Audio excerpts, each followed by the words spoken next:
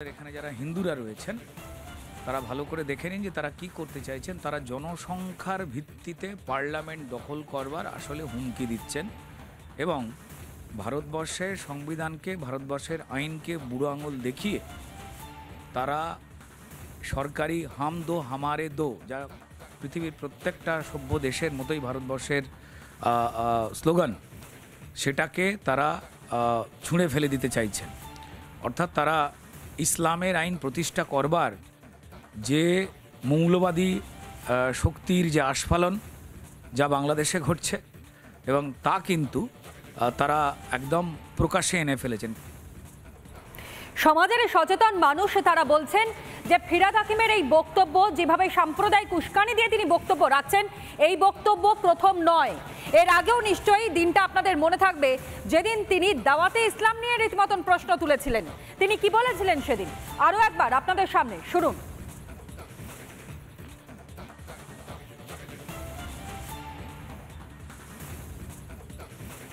যারা দুর্ভাগ্য নিয়ে জন্মেছে, যারা ইসলাম নিয়ে জন্মায়নি, তাদেরও দাওয়াতে ইসলাম অর্থাৎ ইসলামের দাওয়াত দিয়ে তাদের মধ্যে ঈমান নিয়ে আসলে এটা আল্লাহ তাআলাকে খুশি করা হবে।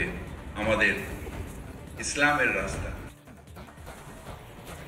দাওয়াতে ইসলামের কথা বলছেন ফিরহাদ হাকিম, কিন্তু সব থেকে বড় প্রশ্ন, ভোটটায় জিতেছিলেন তিনি এবং যারা ভোটটা দিয়েছিলেন তারা কি শুধুমাত্র নির্দিষ্ট একটি সম্প্রদায়ের মানুষ ছিলেন, নাকি এছাড়াও যারা আমাদের ভারতবর্ষ আলো করে রয়েছে সেই সকল প্রত্যেক ধর্মের মানুষের সমর্থন নিয়ে তিনি মন্ত্রী হয়েছিলেন? তাহলে নির্দিষ্ট একটি সম্প্রদায়, নির্দিষ্ট কিছু মানুষের হয়ে কিভাবে কথা বলতে পারেন ফিরহাদ হাকিম, রাজ্যের মন্ত্রী?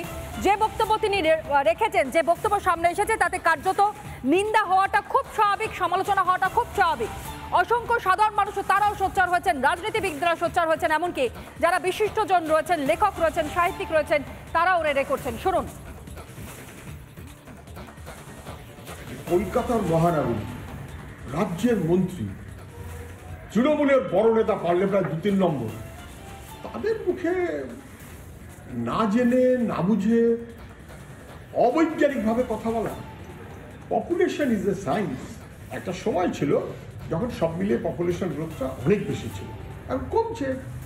বেঠিক কথা বলছে এবং একটা নেতা, মন্ত্রী, মেয়র যদি এরকম বেঠিক কথা বলেন মেরুকরণের রাজনীতির জন্য, তাতে আরএসএস খুশি হবে, হয়তো মমতা ব্যানার্জিও খুশি হতে পারেন, আমি জানি না, কিন্তু মানুষকে বিভ্রান্ত করা হবে। ফিরহাদ হাকিম যা বলেছেন তা অত্যন্ত দুর্ভাগ্যজনক, লজ্জাজনক এবং রাজ্যের পক্ষে ক্ষতিকর।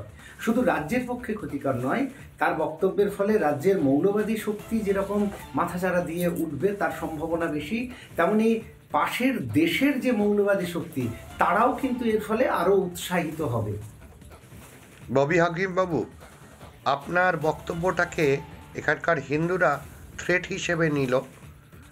আপনি মুসলিম জনসংখ্যা বাড়াবেন, খুব ভালো কথা, মেজরিটি আসবেন, তার মানে দ্বিতীয় একটা বাংলাদেশ তৈরি করবেন, তাই তো?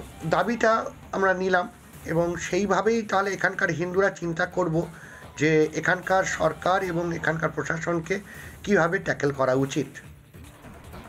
আর এই দলটাই বড় বড় কথা বলে, যখন নির্বাচন হয় তার আগে বলে যে আমরা সব ধর্মের মানুষের পাশে রয়েছে।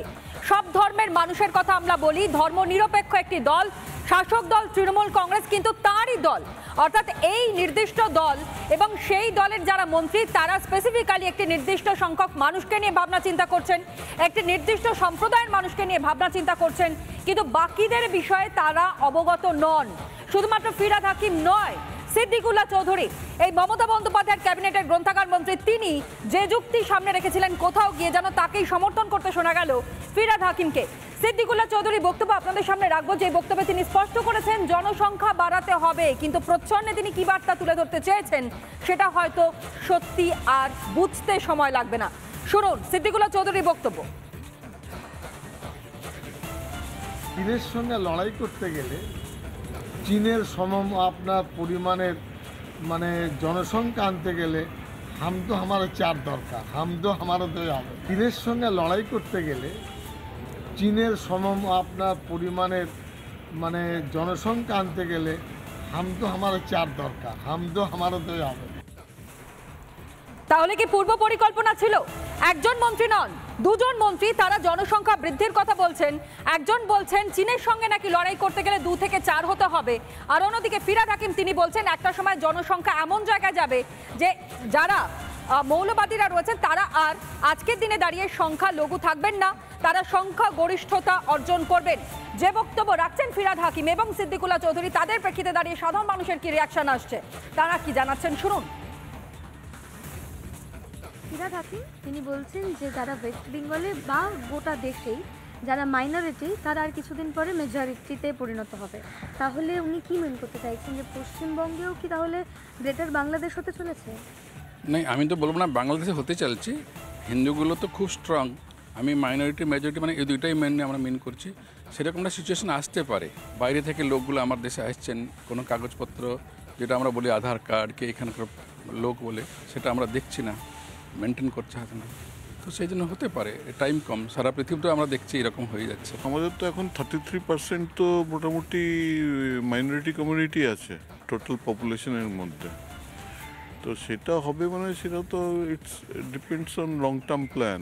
এখানে 33% যেটা আছে সেটা হয়তো বাড়বে, প্রপোর্শনেটলি তো অন্যান্য কমিউনিটি যেটা আছে সেটাও বাড়বে, তো সেটা হবে কি করে? মানে আমি এই জিনিসটা কোনোদিন সমর্থন করি না, কেন কি India is example for exactly Democratic means সবাইকে নিয়ে চলতে হয়। তো আমরা কোনোদিন সেই ধরনের দেখিনি যে মাইনরিটিকে মেজরিটিকে, সো এই ধরনের পলিটিক্যাল গেমিক্স আছে। আমি কারো নাম নেব না, টিএমসি হোক, বিজেপি হোক, কংগ্রেস হোক, এটা দেয়ার on agenda.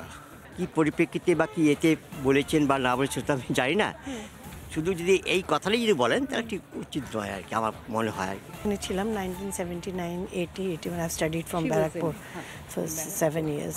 So that time and this time I'm coming after 45 years. Change, drastic change, so much has come.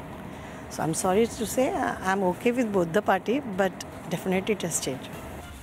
Exaggerated statement বোধহয় আমার মনে হয় না এসব, I don't think so. নানা ধরনের কন্টেন্ট দেখার জন্য লাইক করুন, শেয়ার করুন আমাদের ফেসবুক পেজ, সাবস্ক্রাইব করুন আমাদের ইউটিউব চ্যানেল, পাশাপাশি অন্যান্য ব্রেকিং নিউজের জন্য অবশ্যই চোখ রাখুন রিপাবলিক বাংলায়।